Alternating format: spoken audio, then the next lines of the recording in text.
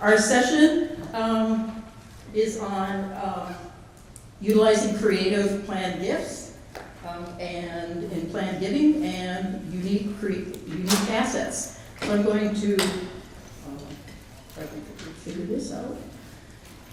Introductions. We have Sheryl Morrison here. She is a partner at LathropGPM and works in the private client services group. She works with clients, helping them with their planned giving plans, and also works with nonprofits in guiding them through planned gifts and different avenues that nonprofits can use with their clients, with their donors. So Sheryl kind of sees both sides. She sees the donor side and she sees the donee side. So she sees both sides, has a good handle on that. And then Steve Peterson, well, Steve Peterson did a great introduction of himself already. He's our board member of the Paynesville Area Community Foundation and currently our board chair at CommunityGiving until July. We're going to miss him. He is a philanthropic supporter of the local community and has been for, as he said, over 20 years. So I'm going to start it off with some of the objectives, just an overview of planned giving opportunities, and then we're going to explore some unique asset avenues that we can take for community impact. Get some practical examples from others and maybe from the audience, and go from there. So I'm going to turn it over to Sheryl Morrison, and she is going to share with us some of the intergenerational wealth transfer avenues, some trend shaping planned giving, and how some of and what unique assets are being underutilized at this time. Thank you. So I'm not a big expert on the whole intergenerational wealth transfer, but we've all heard about it. We've all heard it's happening, that the baby boomer generation, and even some folks still in the generation before that, with their estates and their estate planning they're doing, that presents opportunities in the philanthropic arena to be working with those kinds of donors to effectuate their philanthropic objectives. And that generation those generations really were very philanthropic, are very philanthropic. But even still, we see the trending, at least in my work I see, is, there's still major gifts, there's still annual gifts, there's still all of that going on, but some of the more creative planning that we're seeing around gifts of unique assets, whether it's interests in business, cryptocurrency, all sorts of things that if nonprofits can work with those donors, they may open some doors to some greater gifts beyond sort of the cash gifts, annual gifts, and even major gifts that you see with that generation and those kinds of gifts. At the same time, we're seeing with that generation sort of, we call in the estate planning group, we say when the files mature for those clients, meaning that they pass away. There is that transfer of wealth, but there are some, kind of interesting and potentially unique opportunities to be working with some of those donors on greater tax benefits they might have and how they pass that wealth. So it's not just the concept that there's all this money and some should go to charity directly, but there are some interesting ideas around unique assets that you could talk about your donors with.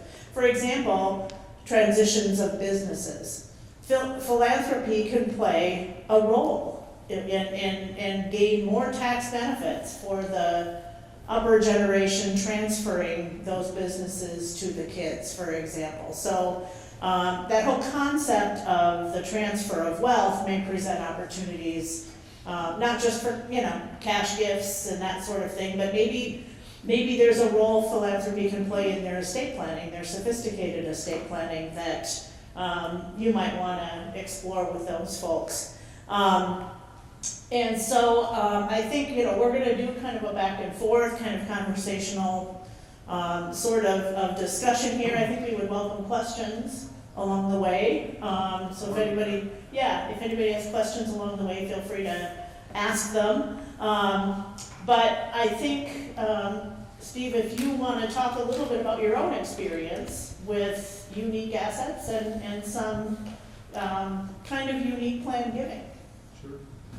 Well, thank you for coming. I'm delighted with the crowd, with all the competition we have in the other rooms. So, and just on this whole wealth transfer, for the next session, there's a guy named Ben Winchester. Some of you maybe heard him speak. He's with the University of Minnesota Extension. And he's really studied this whole Minnesota wealth transfer thing, has become kind of an expert in this field nationally, and is actually with Extension providing some of this perspective to other states as well. So I would encourage you, I'm not trying to take from the other two sessions, but if you can go hear Ben, you'll learn a lot more about this wealth transfer.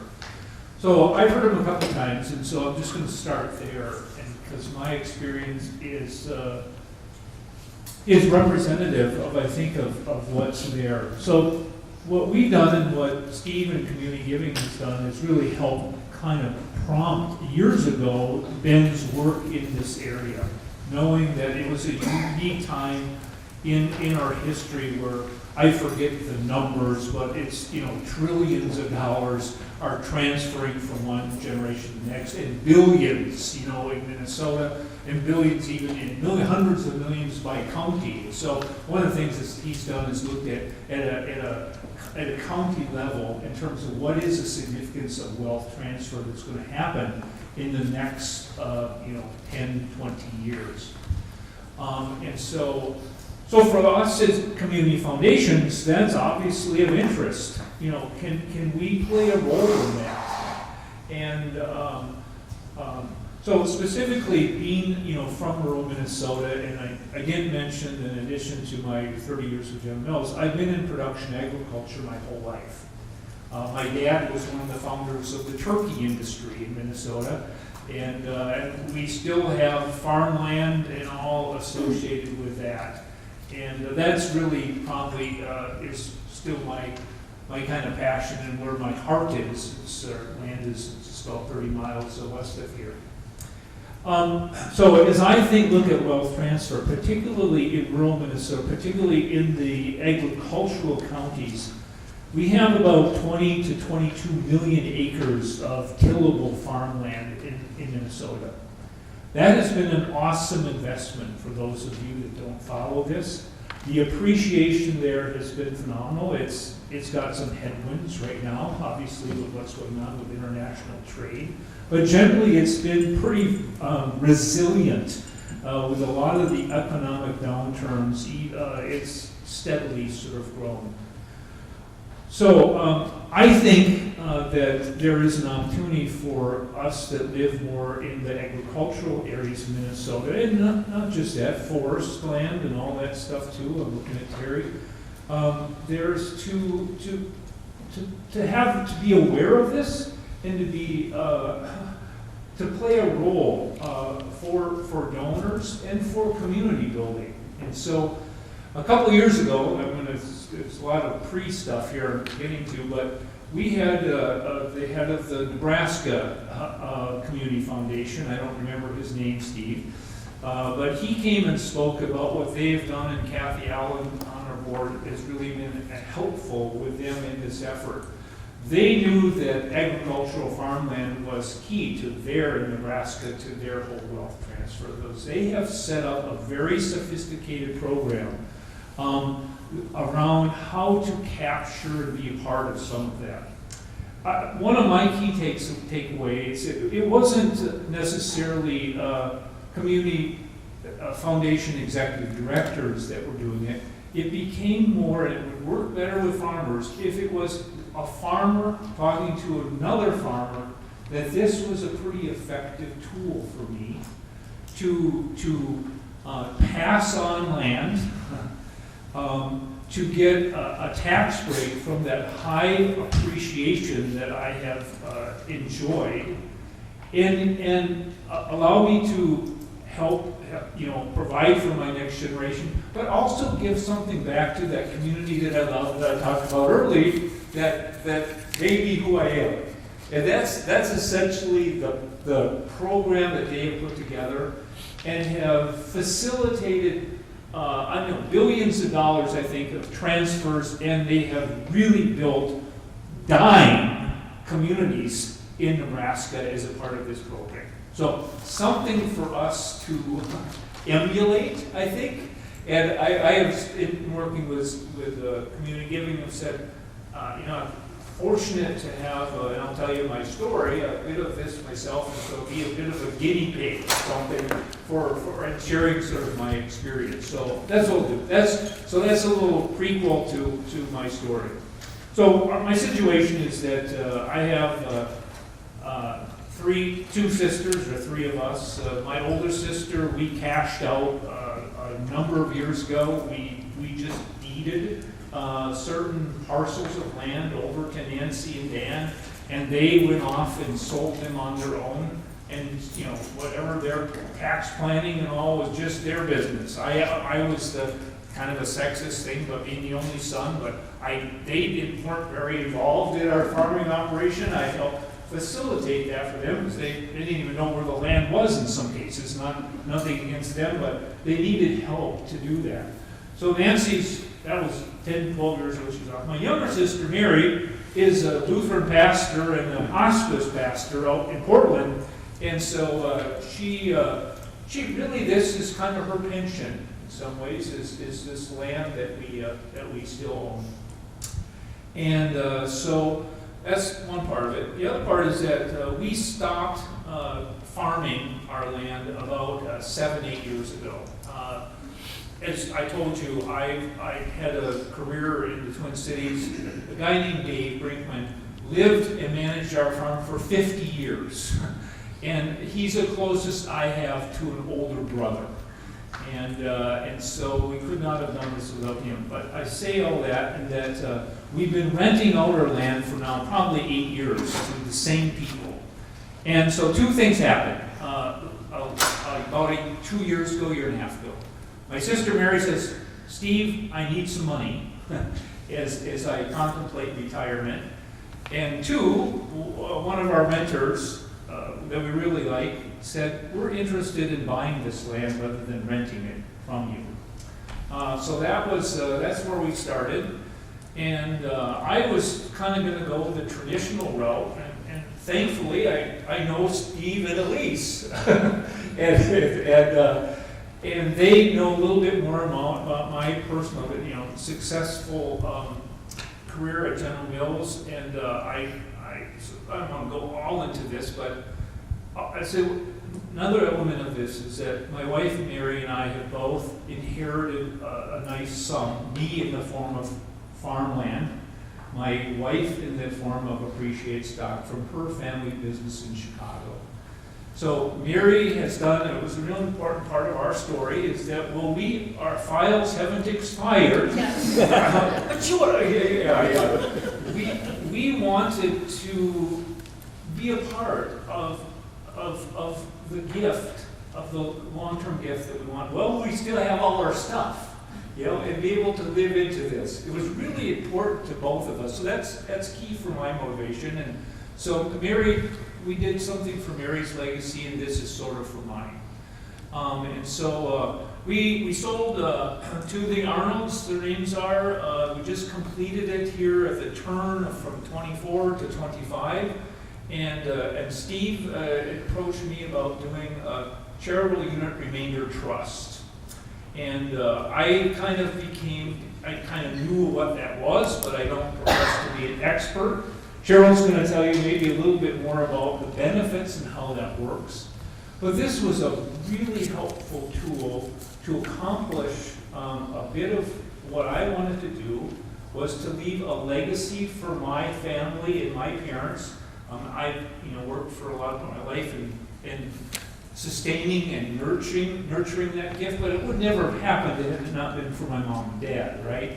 And so they love Paynesville just like I do, and so it was clear that we wanted this gift upon our official expiration of our files to transfer to the Paynesville Area Community Foundation, which is what we set up. So at the two of our death, this sum of my half of this sale of land, which was highly appreciated, was purchased in 1981 for somewhere about $300 an acre, and now it was worth $8,000 an acre. So that's a pretty big capital gains tax there. You can do the numbers. And so we, Steve and we helped do some calculations and would put us in touch with, not with Sheryl, but another attorney that we used in Buffalo, and we facilitated the whole thing. I will say it was a little more complicated than I expected. I could not have probably done this on my own. I really appreciated the legal counsel and help that they have given. So in our case, we have we look at we earn some interest on the gift that Mary and I will enjoy through the remainder of our life that helps with just our living expenses. And then the corpus of this, and hopefully as it grows, as it's invested, will be even larger than it is today. That will go unrestricted to the Paynesville Area Community Foundation to do its work for perpetuity, okay? So that's the story. I don't know what Sheryl, if you want to add to like the legal stuff there, or even Steve and Elise to sort of say maybe some things I'm missing here. Okay, thank you.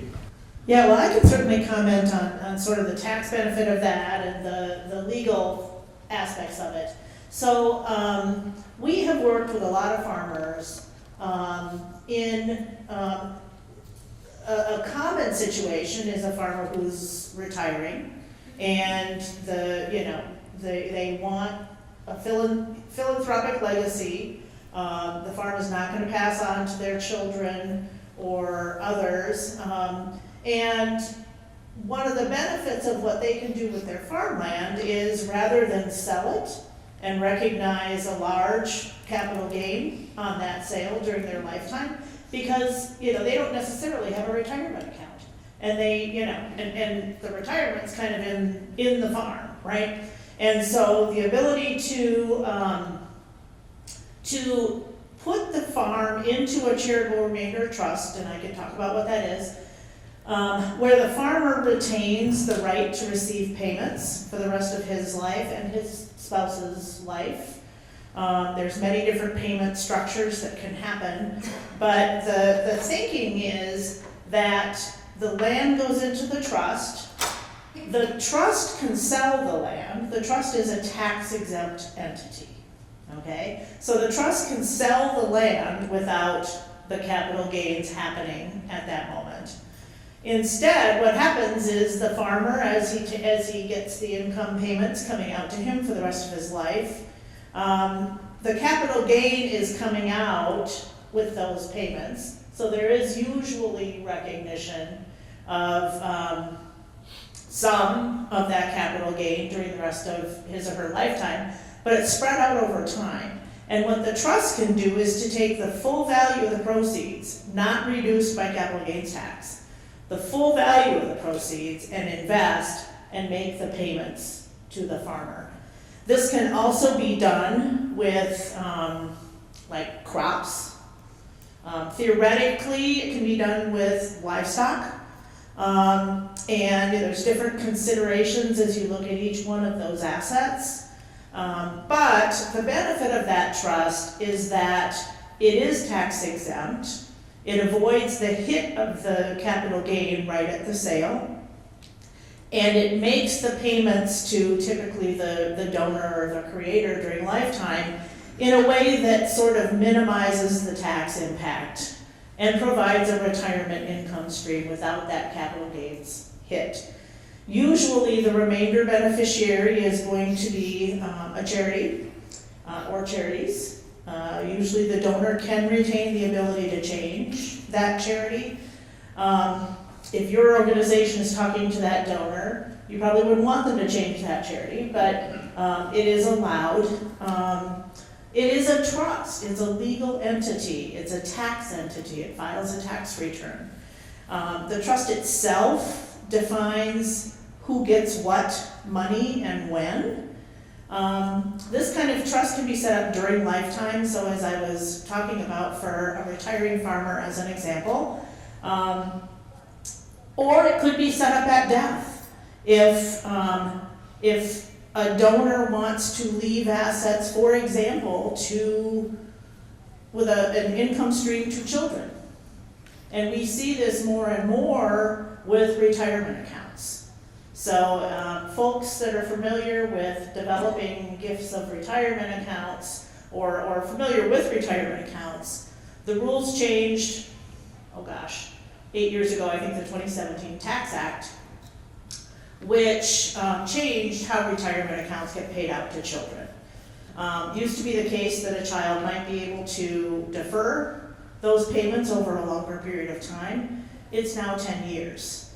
And so some people are using testamentary or at death charitable remainder trusts into which the retirement account is paid.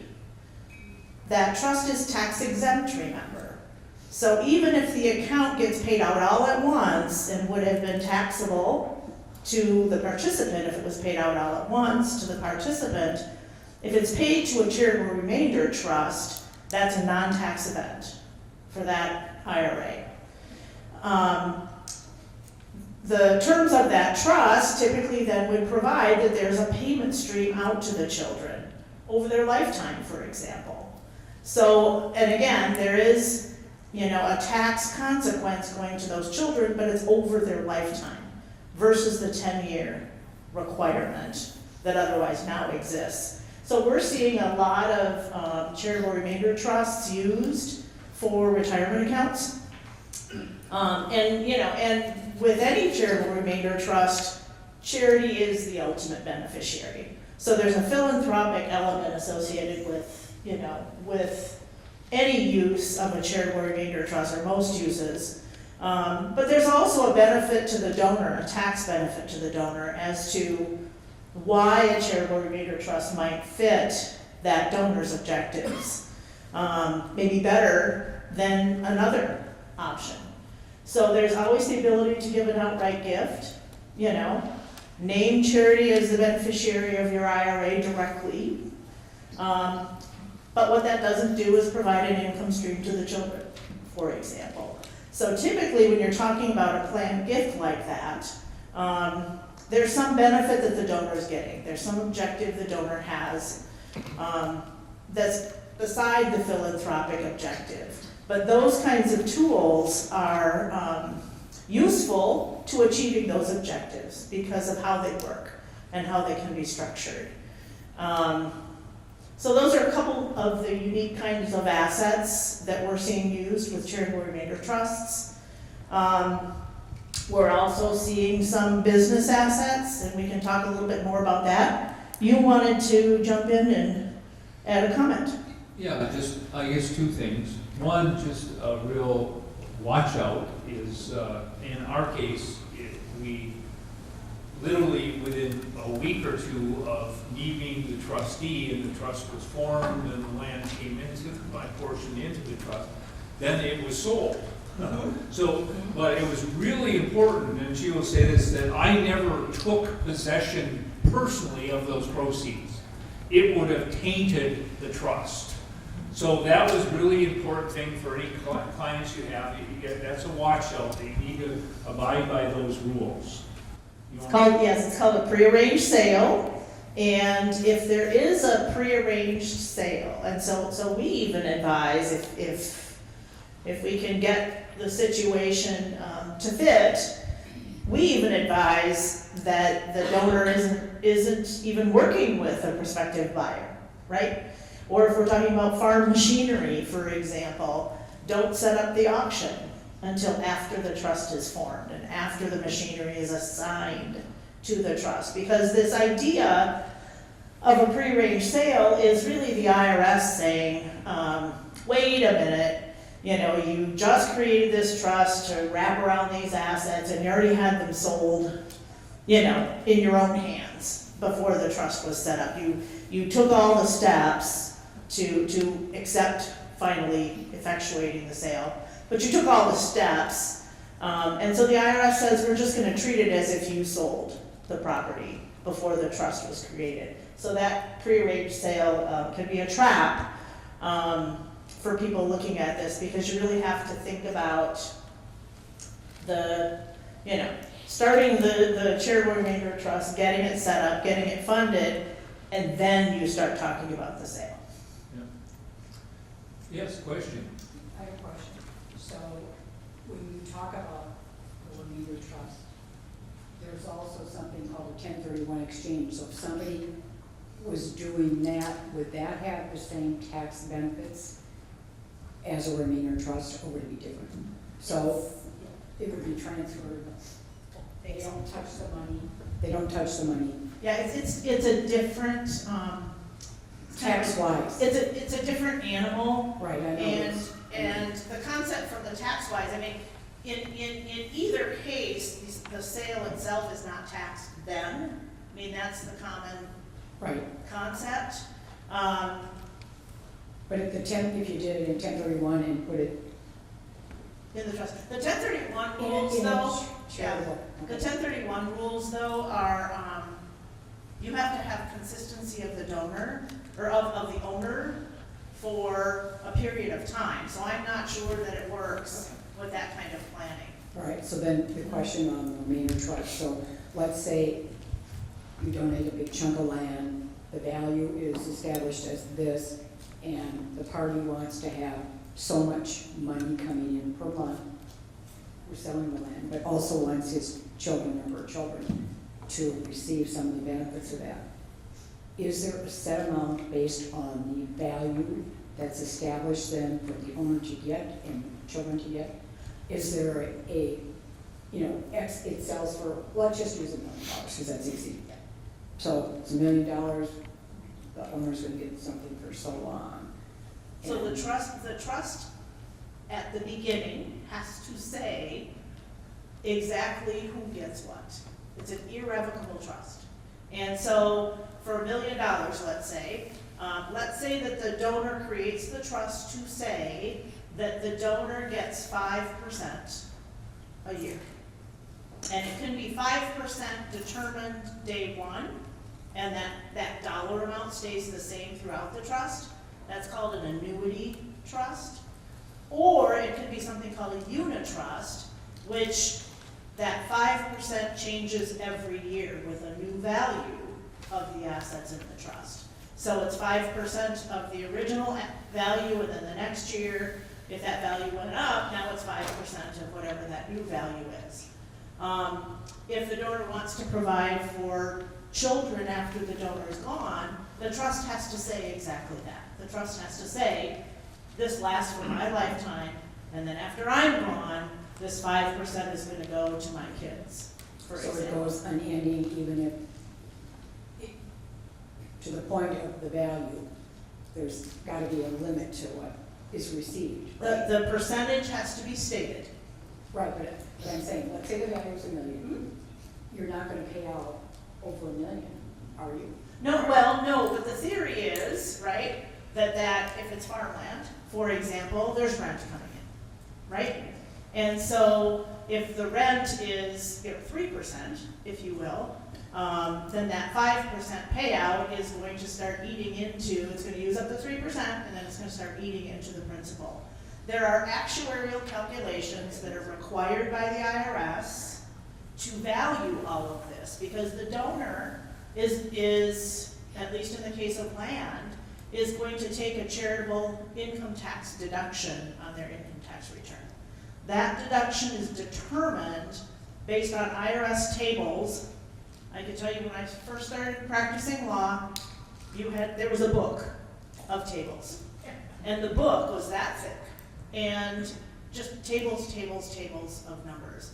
But you have to determine what is the value of the charity's right to receive, $1 million if the trust is paying out 5% a year. So it's all the assumptions based on what does the trust say and based on what's going on in the economy. The IRS changes its assumed interest rate every month. And so if the IRS is assuming that the interest rate for April of 2025, it's the federal funds rate essentially, is 4%, the IRS is going to assume that that property is growing at 4%, right? So it's going to say $1 million, it's going to grow at 4%, but the donor's going to take back 5%. So where does that leave us on a present value calculation at the end of the donor's life? And they have actuarial tables that say how long they think the donor's going to live. So all of that math goes into what is the donor's income tax deduction when he creates the trust.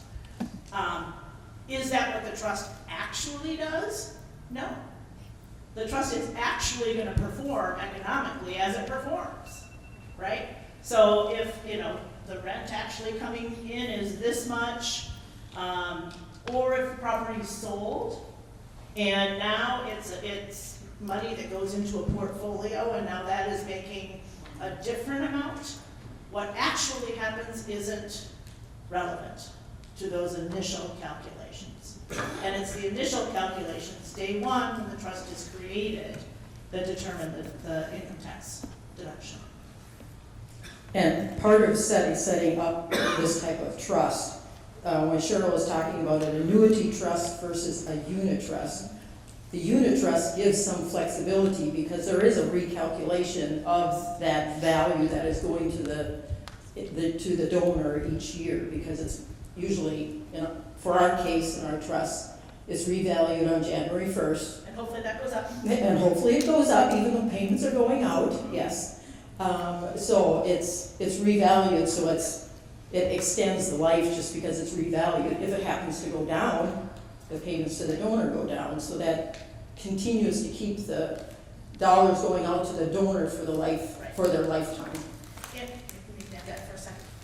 And if the trust actually runs out of money, right, there's no more payments for anybody.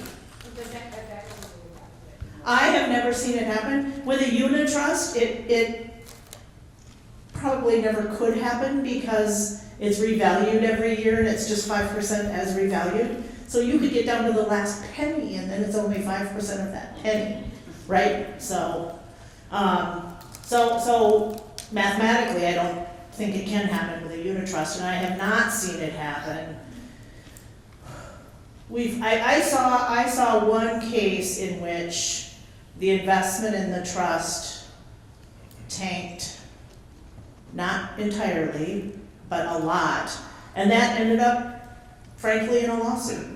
And, the beneficiary suing the trustee because, the trust assets weren't managed as they expected. So, raises another question of, should you be trustee of your donor's charitable remainder trusts? It's a mixed bag, and there's liability and there's expertise that has to be brought to that, both in investments and in financial stuff, and you can hire help with all of that, which is great, but that's a question that some nonprofits really wrestle with. So just to continue that out in our case, we did a unit trust, and it's reevaluated each year. Again, it's a kind of pitch for community giving, that they became the trustee. They have now invested it, and in a... We are responsible for this trust. But I'm glad that I don't have the hassle of that on an ongoing basis, so there's a real nice benefit there. But I know that they're an entity that's going to be around that will abide by my intentions to go to Paynesville because they're part of this network. So it was really a nice partnership, if you will. And obviously, the trust that I have in the people that are doing this, that I'm looking at right now, made it really a nice way to facilitate this for me. So if you're considering with a donor in your area or something, you know, you have that backup, and we're a little pitch, we're looking at building out sort of this capability around, you know, these trust management, and looking at helping community giving to do that as well, more to come on that whole thing. But, so that's an important thing for ongoing management of the trust. Right, and and there are companies out there that can back you up in that management, whether it's the donor who remains his own trustee, which is allowable, or whether it's the nonprofit. If you have a professional trustee, they obviously have their own internal functions that can handle that. But if it's the nonprofit, they might hire out some of those aspects of the management of the trust. So I think charitable remainder trusts are something interesting for people who, creating it during lifetime. It's really that concept of deferring the capital gains on a sale, maintaining an income interest, whether for yourself or for somebody else in your family, and also having the philanthropic objective kind of at the end of the day. There's other ways of doing charitable gifts of real estate, that exist. It's possible to do a life estate remainder gift to charity, and whether people see that for some of the farm land, it's a little bit of a different animal. But another option, and what we see with nonprofits who are looking at these kinds of gifts of some of these different assets is, looking at modeling out what does that look like. Is a life estate with remainder, how does that look to the donor? What are the aspects legally of that? And does that fit the donor's objectives or not? Versus the charitable remainder trust, and how does that work? And does the donor feel like that is consistent with what the donor's objectives are? I don't know if you have another. Yeah, I would just say, just for those of you working with your farming clients, if you have those, I know we've hit quite a few in the Wilmer area. Oftentimes, with the consolidation of farming, these are sophisticated businesses now, and they will have services, oftentimes from the farm credit banking system. You've heard of Compeer probably is a large one in this part of the United States. They are at the right hip for the farmer. They provide operating loans, they'll do their legal work, they'll help set up their trust work. And so most farmers, I think, are going to probably, if not use them, are going to certainly consult with them if you approach them about a gift like this. And so I've even thought, following this Nebraska model, that we at Community Giving should partner with Compeer and provide a pathway for giving back to those communities. I think there's upside there if you follow me.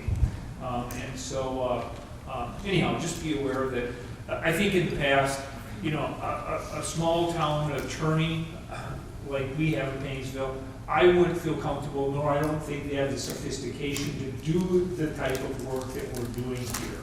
It's a sort of sophisticated, it's not impossible, but like a larger firm like Sheryl's does a lot of this, and you learn it becomes a real boutique activity if it's once every 5 years in this little firm, and they probably have to call somebody to figure out how to do it. So go to somewhere where people do this routinely, and they know what they're doing. So.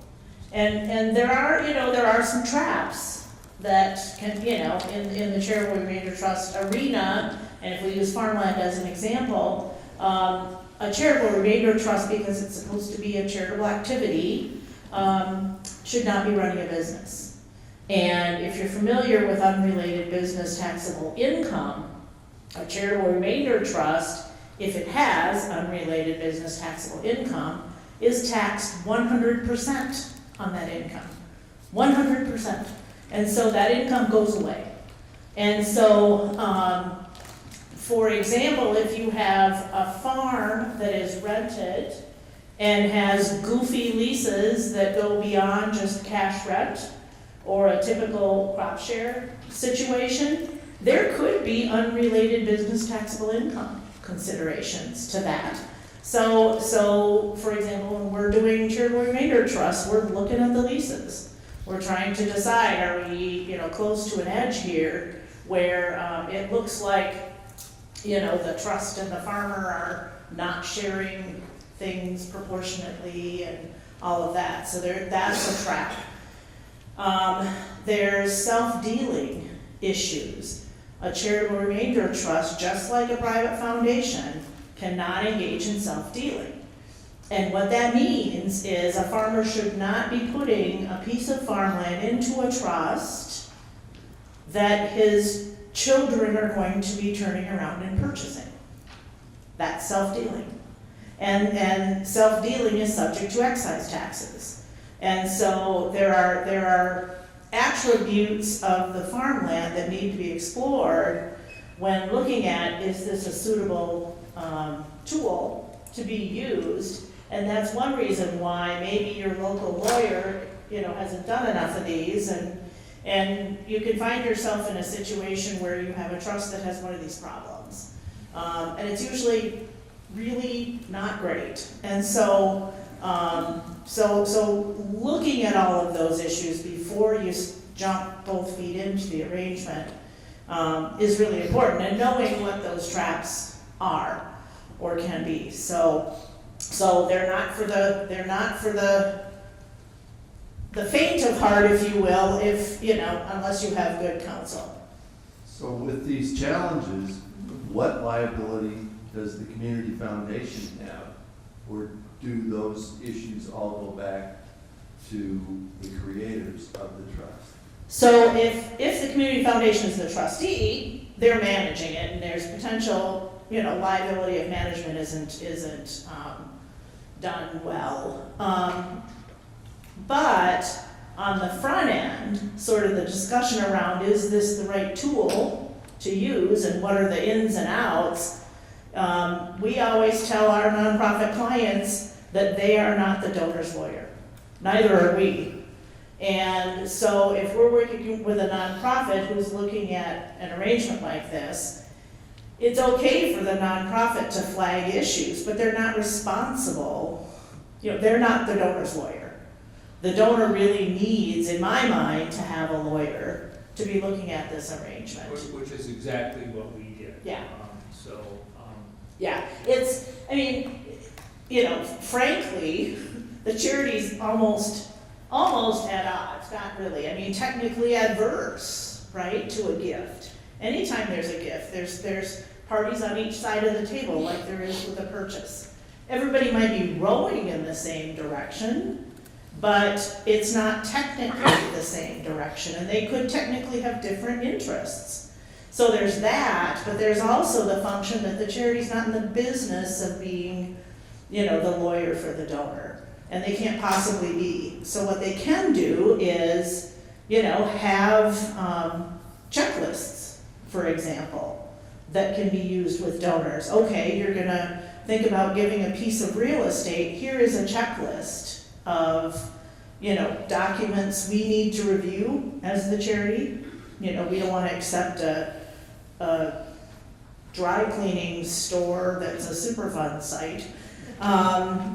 So a checklist of documents, issues, facts that all then evince this analysis.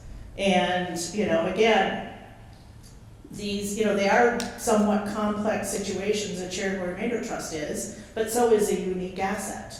And so even if you were considering proposing, I just want to give you the farmland outright, the charity still should have a checklist of, wait a minute, what do we need to protect ourselves? And sometimes that checklist will clue the donor into issues, right? If the charity's, saying in this checklist, are there any arrangements like leases that are gonna have this kind of structure, or, that might clue the donor into an issue. But we always tell our charity clients that they should not be giving tax or legal advice. And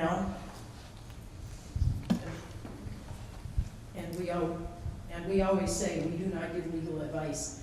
So when you talk about, we've been kind of focused on trust, but there's also, like closely held businesses, there's traps with that, probably checklists.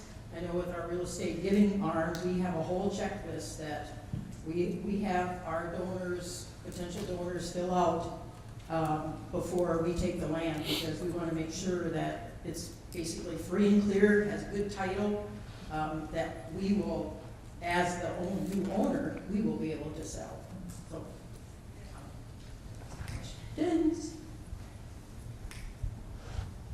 Hi, I'm curious about other types of ag donations. So thinking about, my understanding is that if there's a donation made of agricultural equipment, that the gift is made when the charity takes possession of the item. I'm not sure how that works with like livestock or product or anything like that. But I'm curious if our hospital would have a combine in its parking lot. I'm assuming that is not the case, but I'm wondering what are the logistics as far as taking possession? That's always a little gray, but what we recommend in that situation is to have an assignment document, right? That also, it's really an agreement under which the donor says, I'm assigning this to you and you now have the right to come get it, to, enter my property, do whatever you need to do to pick that thing up. I understand your point about possession. I don't know that the IRS has gotten as, they could be really sticklers in the artwork arena, because there's actually very specific rules about that. The legal right to possession is what we're hanging our hat on with that kind of agreement.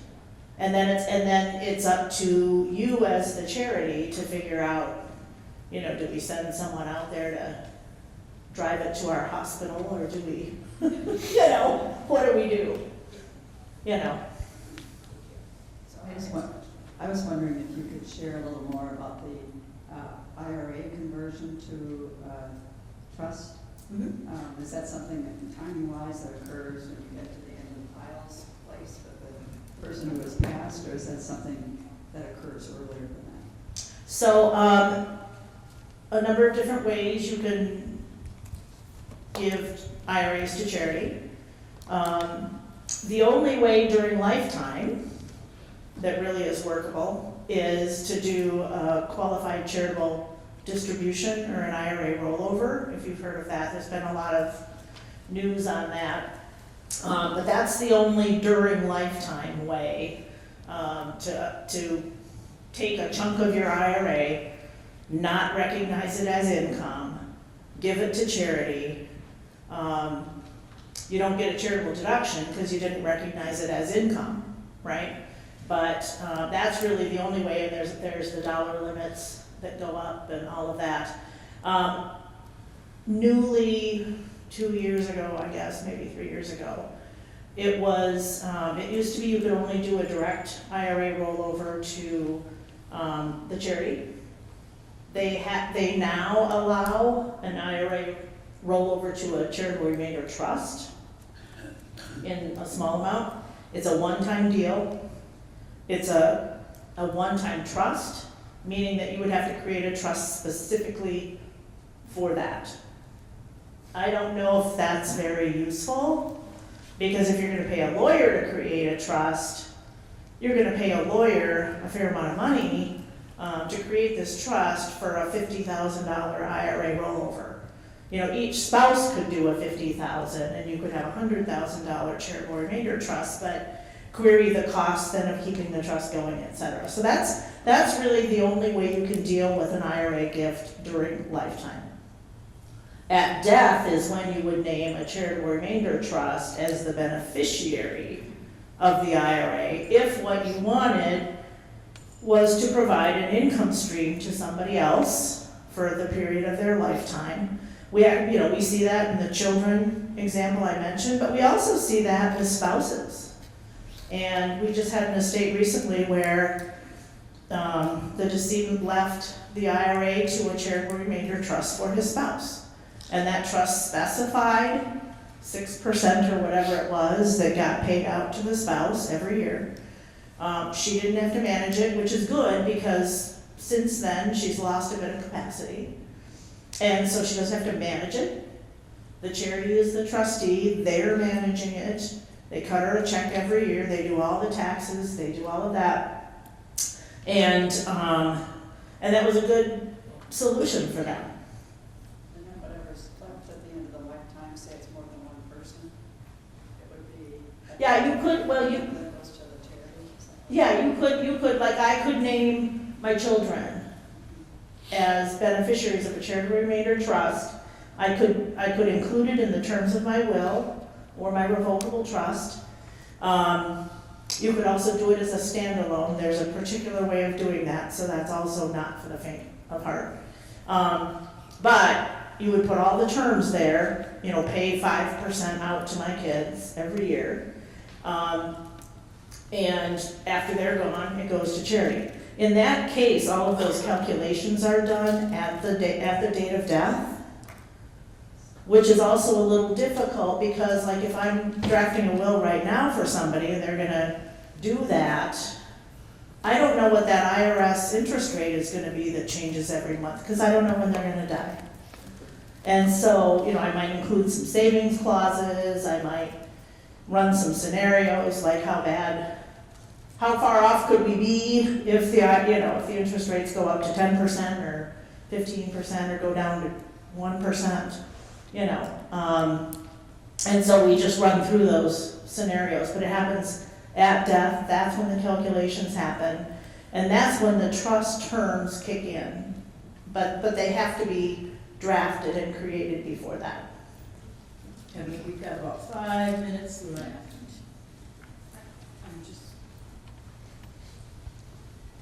I'm just curious, what other unique assets are there than what you mentioned, like land, property? Yeah.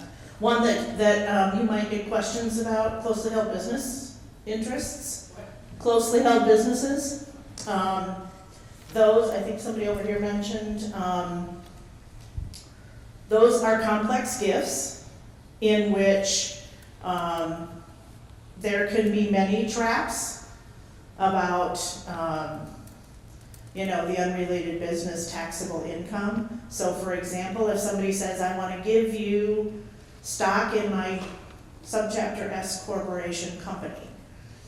Subchapter S stock is always unrelated business taxable income, just by virtue of being a subchapter S company. If it's a subchapter C company, and these are tax classifications, then it's not usually unrelated business taxable income. Another issue you see with gifts of business interest is that if it is a pass-through entity, if there are certain holdings of the company that exist, like mortgages or inventory that is considered not a capital gain asset, but a short-term gain asset, those attributes of the business's assets can cause tax results for the donor, which means that his deduction will be less because those have to be subtracted out, or there could be recognition of income upon a transfer. So with a closely held business, all of that has to be looked at, and usually by a combination of the donor's lawyer, but also the nonprofit's lawyer. So in that scenario, unrelated business taxable income is a problem for the charity, right? The lack of charitable deduction is a problem for the donor, right? So you have different problems that can happen that you want both parties to be vetting sort of on their own behalf. You can get gifts of business interests that put you in partnership with people you don't want to be in partnership with. So you have to look at that. Who are the other shareholders? Who are the other partners here? You have to look at self-dealing situations, because if the business rents a building from the donor and the donor owns the building, that's potentially self-dealing.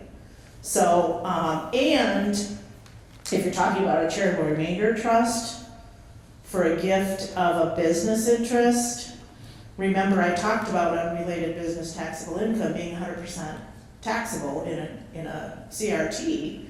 So your subchapter S corporation would never work. Subchapter S companies have limitations on who can be a shareholder, and a charitable remainder trust is not a permitted shareholder.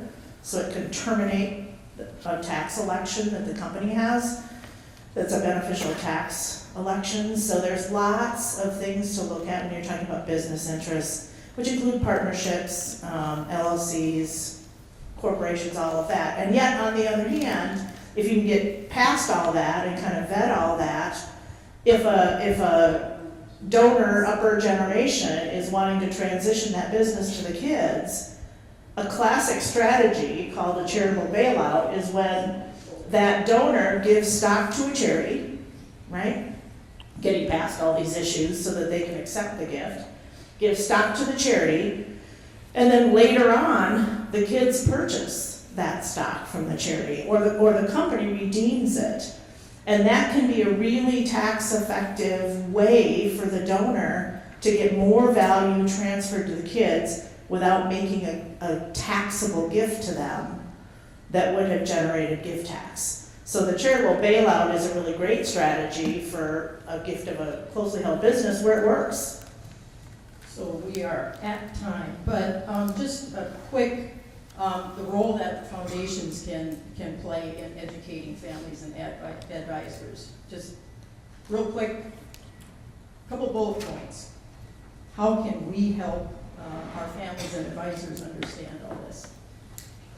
Through education, through partnering with our donors and the advisors, and just letting them know what opportunities and options are out there. I think we kind of passed right through questions. Yeah, Terry, I'm looking at you. We emulated you in Paynesville, where we're starting to do an annual planned gift seminar for folks, and to add this unique sort of land or other option to that repertoire, that educational deck, I think would be one step, at least, for community giving, to prompt that for advisors or donors that haven't contemplated that in the past. So we might want to think about adding that. And I think we're trying to proliferate that sort of approach across all of our community giving local foundations. So that would be one specific action, Elise, I think we could take. Perfect. So just some quick takeaways. Understand the options. They might be complex and due diligence, obviously, based on what Sheryl's told us. Working with a potential donor. Listen to the donor, because that's how you're going to find out what their end result is. And then focus on maximizing that philanthropic impact. And some resources. PlanGiving.CommunityGiving.org. We use Crescendo, and there are calculations you can do on our website to kind of do some calculations as far as some of the options that are out there.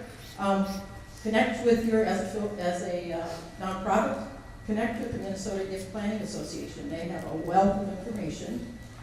The Association of Fundraising Professionals, and we have several staff that are members of that. And Chronicle of Philanthropy has a planned giving basics. We could probably stay here another hour and talk about planned giving and unique assets, but thank you all for coming. Thank you, Sheryl. Thank you, Steve, for sharing.